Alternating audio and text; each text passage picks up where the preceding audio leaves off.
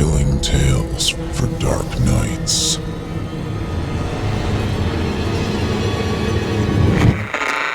Want to make sure you never miss a Chilling Tales for Dark Nights video again? Be sure to subscribe and hit that bell to turn on notifications. It's time to turn off the lights and turn on the dark. Chilling tales for dark nights.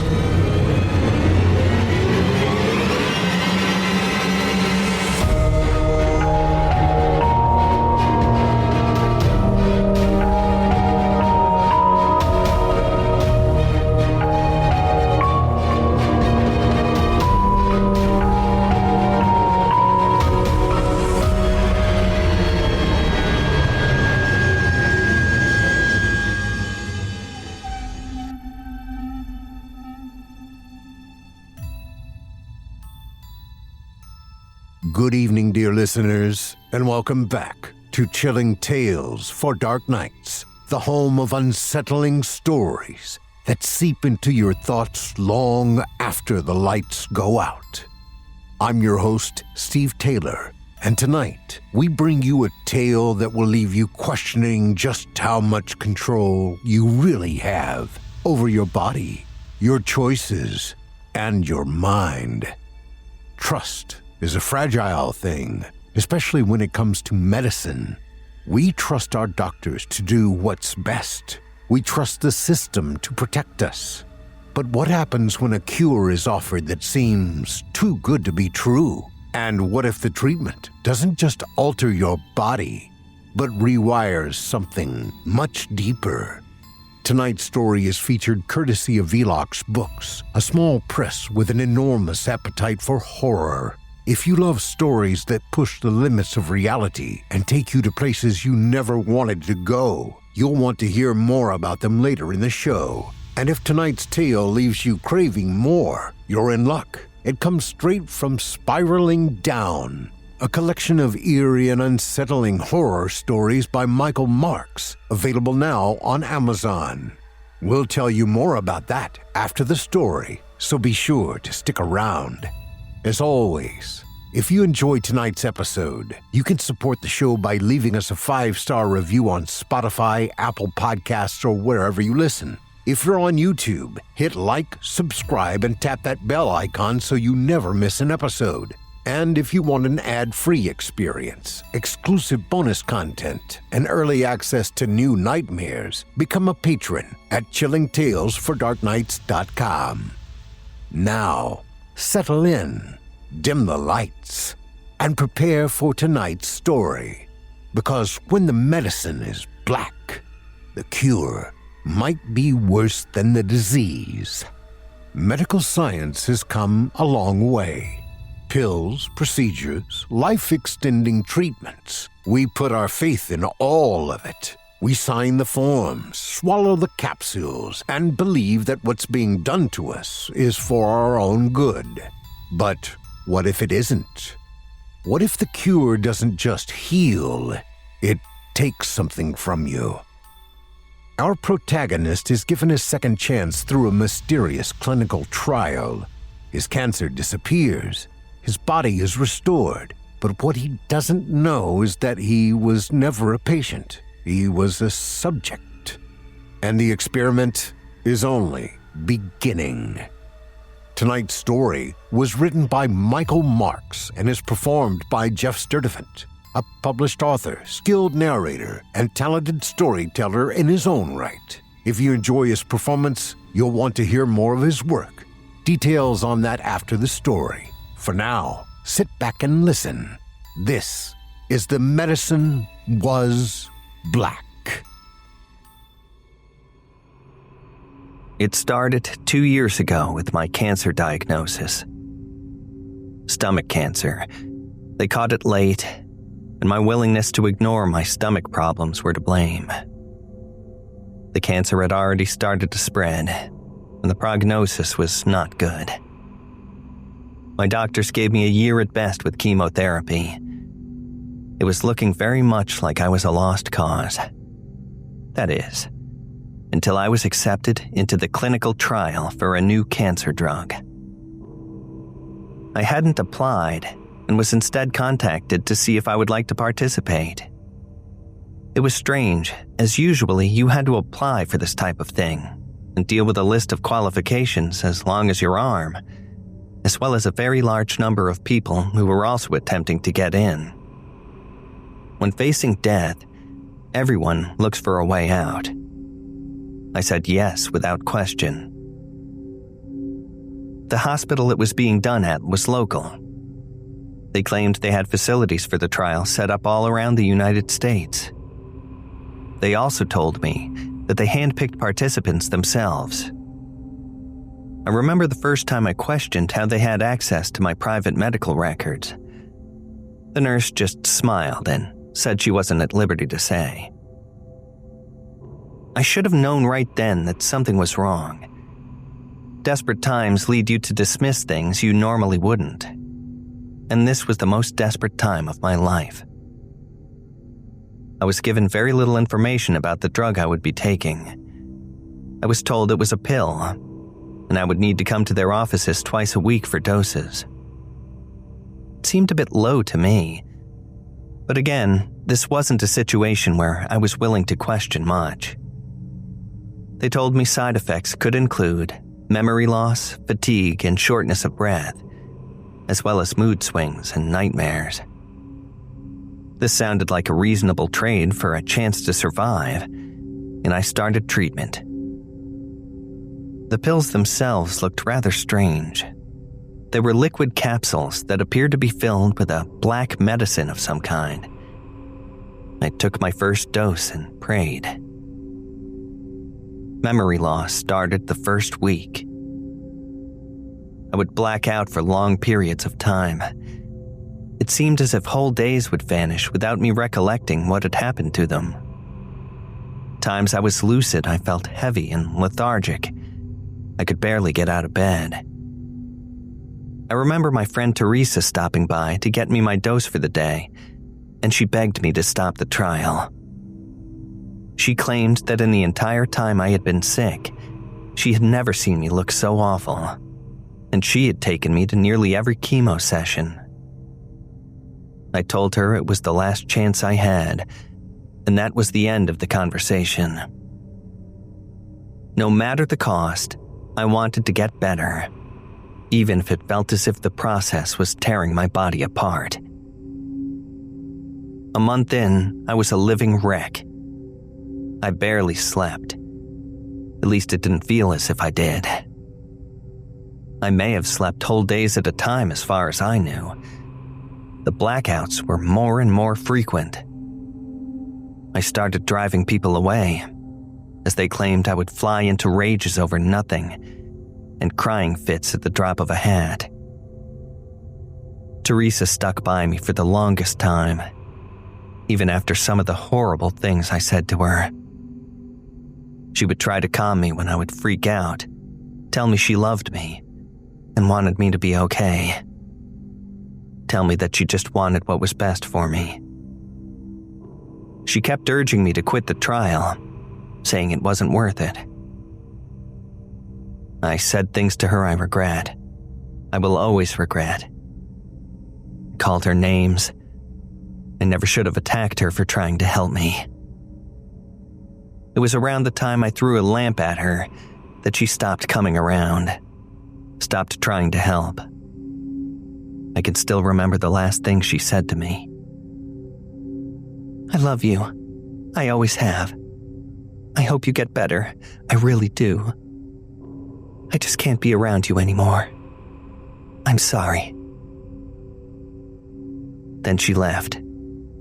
I was alone.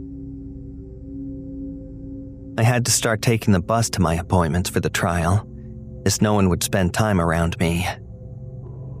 It wouldn't matter. If I lived through it, I would apologize later. My mindset was anything but stable at that point. 2 months into the trial, I was told my cancer was in complete remission. I remember the doctor showing me the x-rays from each week I had been there. You could watch the masses shrink so drastically over the 8 weeks. It was amazing. I cried.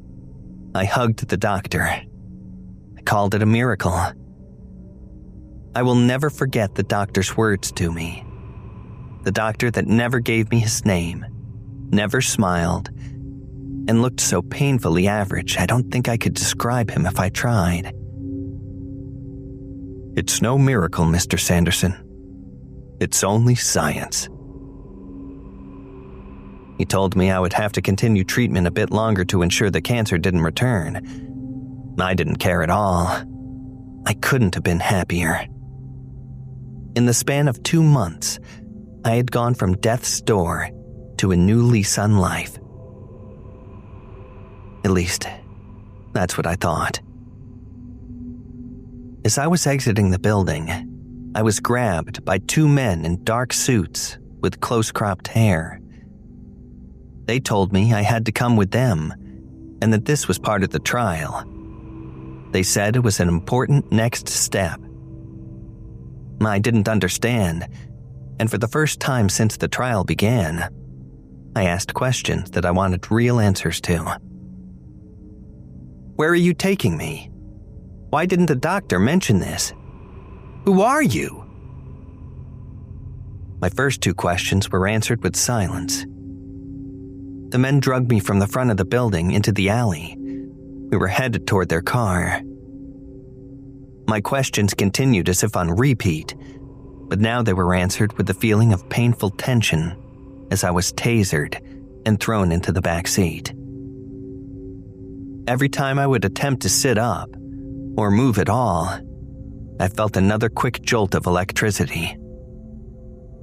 After the 5th time, I blacked out. I woke up strapped to a hospital bed. An IV tube ran down my arm. In the bag, I could see black liquid that had a similar consistency to blood. I looked around the room. It was lit by nothing more than the light that hung over my head, so it was difficult to make anything out. I tried to let my eyes adjust in hopes that I could see someone, a nurse, a doctor, or possibly other patients. I would have even settled for one of the dark-suited men at that point, though I likely would have refrained from asking them anything. The feeling of isolation was miserable. I did the only thing I could think to do in that moment. I struggled against my bonds and screamed. It took nearly 15 minutes of my wailing and shouting before a door that I had previously been unable to see opened, and a doctor stepped through. At least it seemed like a doctor at first.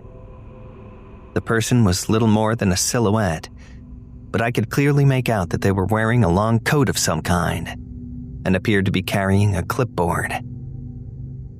I ceased my screams and once again began asking my questions. "Where am I? What is going on here? You know this is kidnapping, right? What's your name? Would you just fucking tell me where I am and what's going on?" He just stood in the shadows, writing on his fucking clipboard. I could hear the scratch of his pen on the paper. As he stepped forward into the dim light of the bulb above my bed, my guts went cold, and my screaming resumed. The man had no face. I don't mean it was burnt off or that I couldn't see his face. I mean he had no fucking face. Just smooth flesh stretched over the place where his features should have been. The faceless doctor produced a needle and approached me. I struggled against him, but one of his pale hands pushed my head down, and I felt the prick of a needle entering my neck. Moments later, I was back asleep. When I woke up, I struggled to open my eyelids. They were heavy from the drugs I'd been given. The room slowly attempted to come into focus, but was hindered by nearly blinding light. I instinctively raised my hand to shield my eyes and realized I was no longer restrained. I could feel my own nudity under the harsh light. I had never felt more exposed or terrified in my life. "Mr. Sanderson?"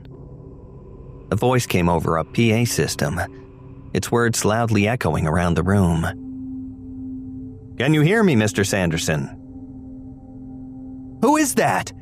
I shouted out. "What the fuck is going on?" I tried to look around the room again, but it was far too bright. "Ah, good. You seem to be able to hear me just fine.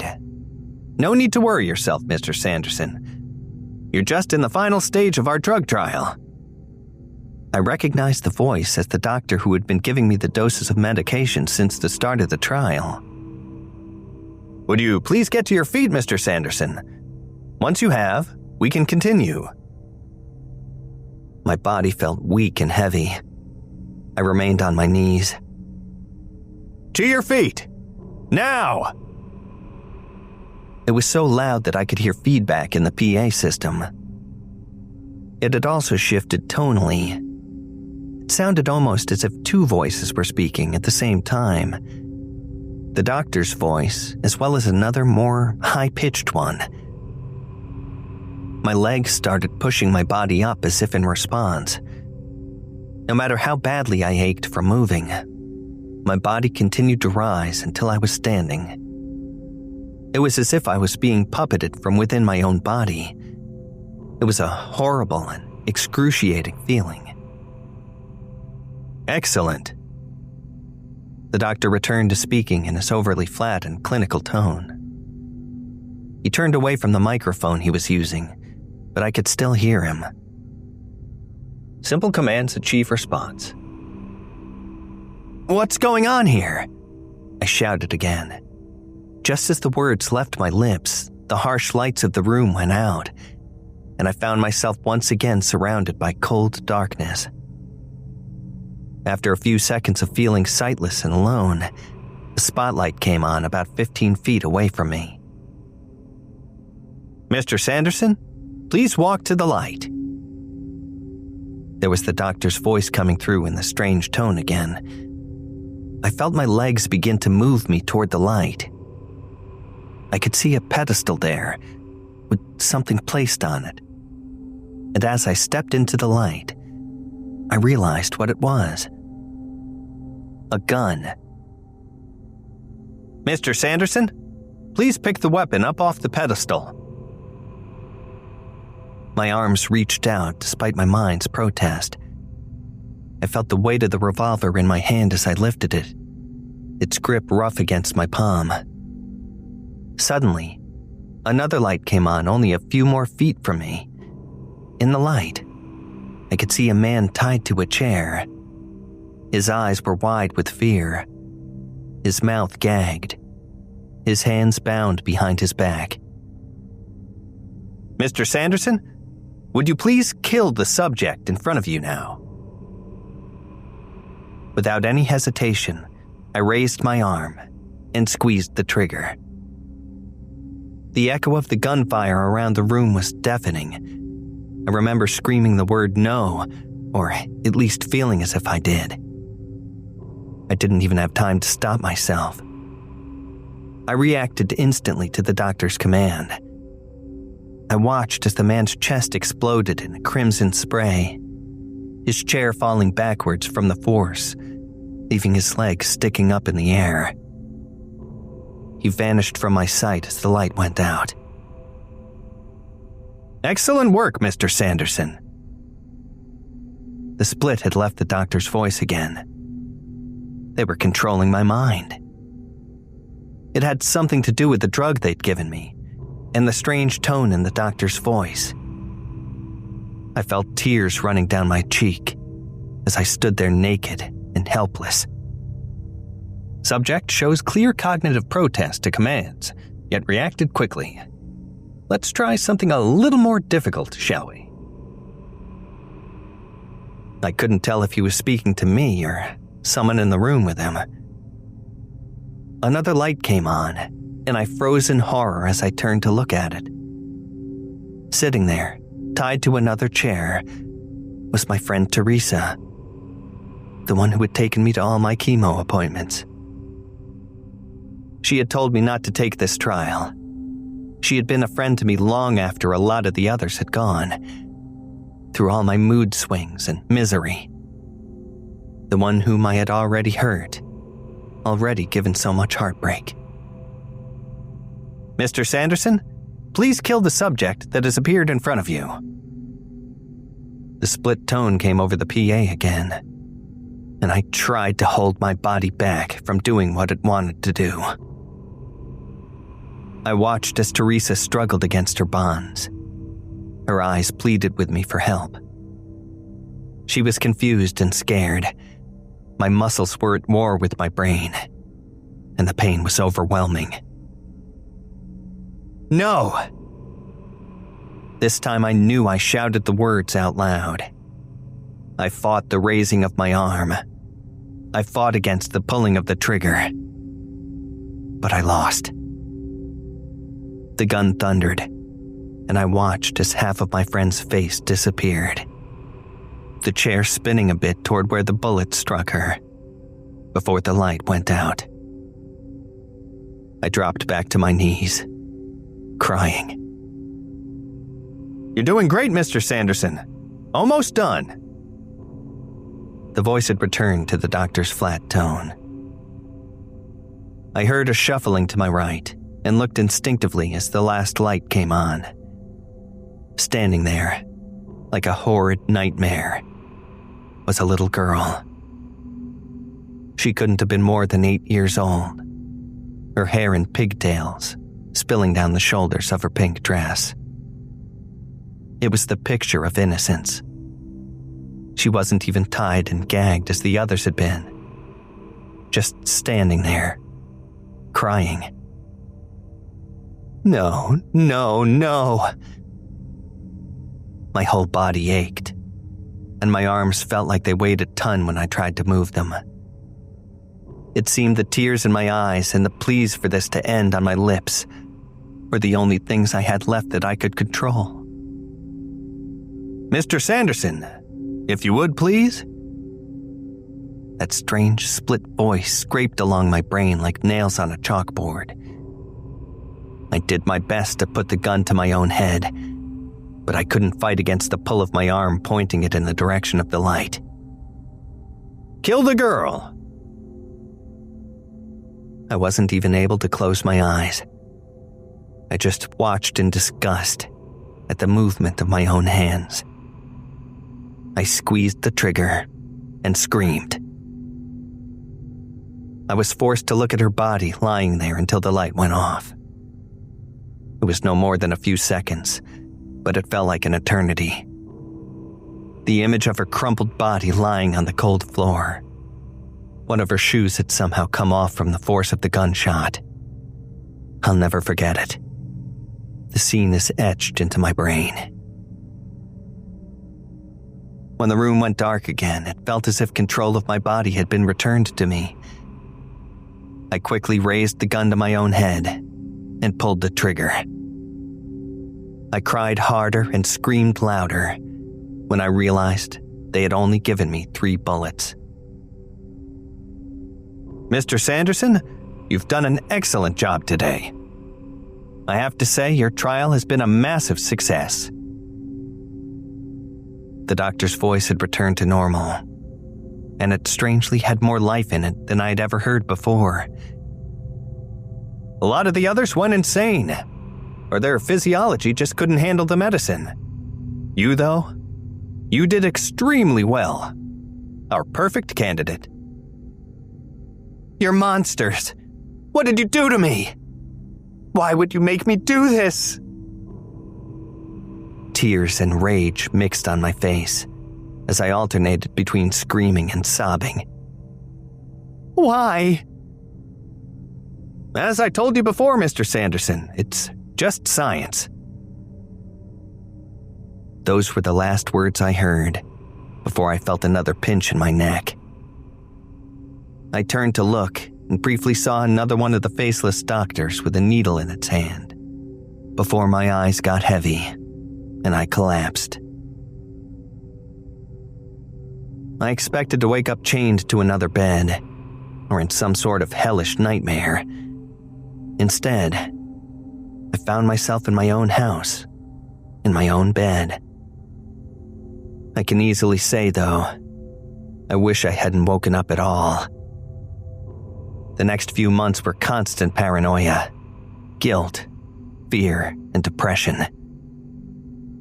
I was free of the cancer, but I still felt like I was dying.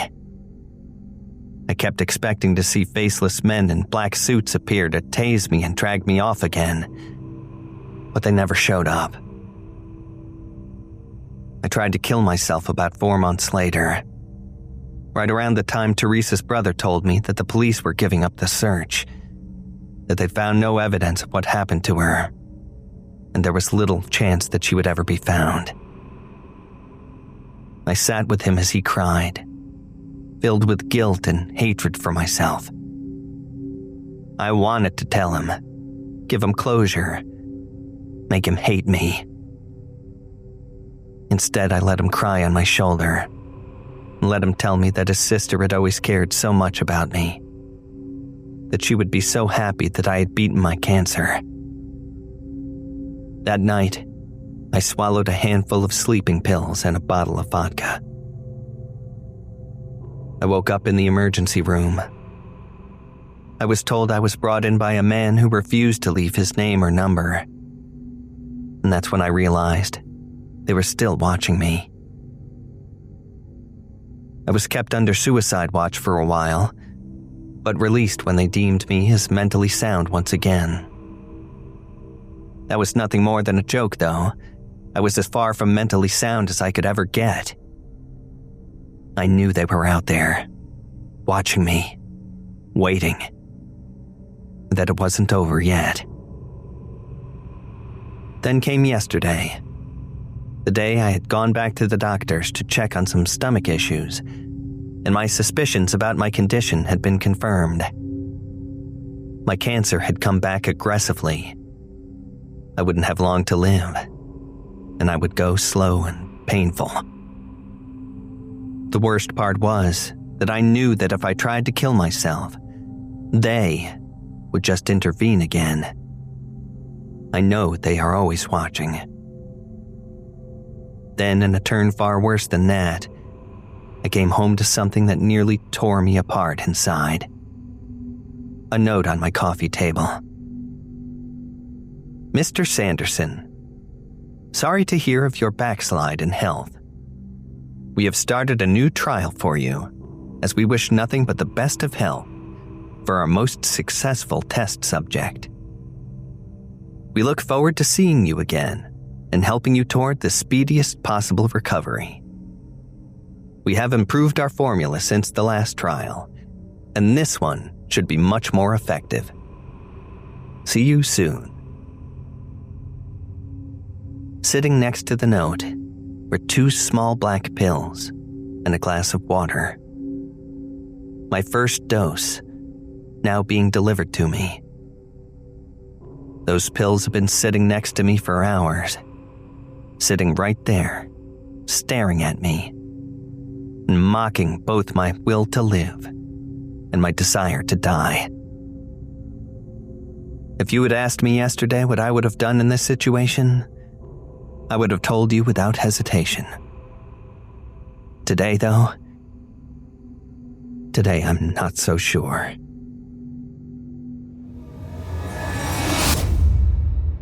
That was The Medicine Was Black, written by Michael Marks and performed by Geoff Sturtevant. If your pulse is still steady, consider yourself lucky. This story taps into a fear that's all too real. The idea that what's meant to heal us could also be used to control us. That survival might come with a cost, and that some experiments never really end. Michael Marks is a master at crafting horror that lingers long after the last word. And if you're looking for more of his work, you won't have to look far. Tonight's story is featured in his chilling collection called Spiraling Down, a book filled with eerie, skin-crawling tales that put you into the abyss and refuse to let go. Spiraling Down is available now on Amazon, starting at just $15.95. The collection includes stories that explore the dark unknown, where reality warps, paranoia festers, and the line between sanity and nightmare blurs. Readers have praised it for its originality, gripping tension, and ability to get under the skin. One reviewer described it as, quote, an incredible must-read nightmare session, unquote, noting that Marx's ability to build atmosphere and develop characters is unmatched. Another called it, quote, a fantastic collection of horror that's impossible to put down, unquote, while others have highlighted the unsettling nature of his stories, which leave them thinking long after the final page. Spiraling Down features tales of haunted houses, abandoned churches, mysterious figures watching from the darkness, and horrors that lurk just beyond the edge of understanding.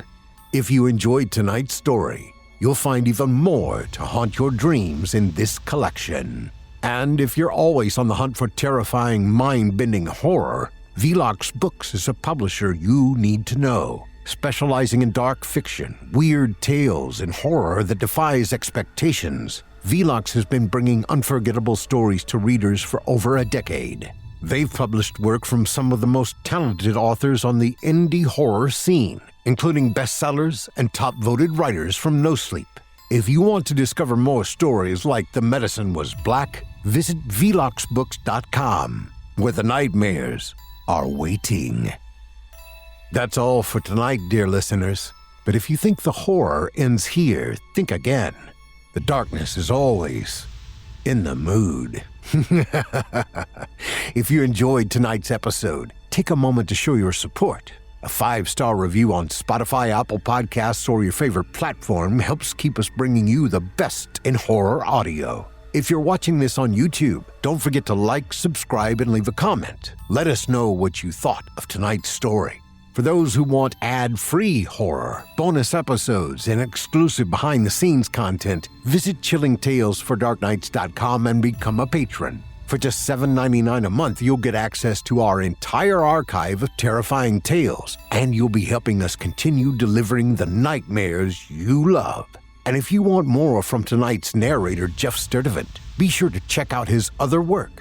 As a writer, narrator, and storyteller, he brings horror to life in a way few can. You can find his books and audiobooks online, including his work featured in Chilling Tales for Dark Nights. A huge thank you to Michael Marks for tonight's story, to Velox Books for publishing it, and to Geoff Sturtevant for his chilling performance. I'm your host, Steve Taylor, and as always, it's been a pleasure taking you on our never-ending trail of terror tonight. Join me again this Wednesday and next Monday, and every week thereafter, when we'll bring you even more chilling tales to haunt your dreams. Until next time, stay safe and stay scared. Sweet dreams, listeners. Sweet dreams. Chilling Tales for Dark Nights.